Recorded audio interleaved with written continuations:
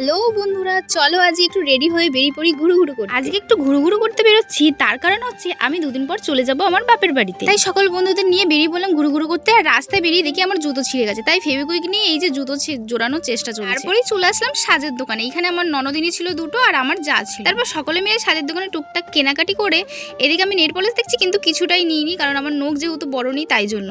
তারপরে চলে আসলাম, যেহেতু ছিল সামনেই রাখি, তাই রাখিগুলোও কিনে নিলাম এখান থেকে। তারপর সমস্ত কেনাকাটি করে এই যে আমাদের ফুচকা খেতেই হবে, ফুচকা না খেলে তো আমাদের দিন সম্পূর্ণ হবে না। তো আমি অনেক দিন পর যাচ্ছি বাবার বাড়িতে, তো এখন কদিন থাকবো সেখানে গিয়ে, তো এই দিনগুলোকে খুবই মিস করব, তাই জন্য ক্যামেরায় বন্দি করে নিলাম। আর বাবার বাড়ির ওখানে 20 টাকার ফুচকা খেয়ে আমি মনেই হয় না যে ফুচকা খাচ্ছি, আর এখানে 20 টাকার ফুচকা খেতে গিয়ে আমাদের দম বেরিয়ে যায় পুরো। তারপর ফুচকা খাওয়া শেষে তো আইসক্রিম একটু খেতেই হবে, তারপরে পাপানোর জন্য একটা আইসক্রিম নিলাম, চকলেট নিয়ে নিলাম।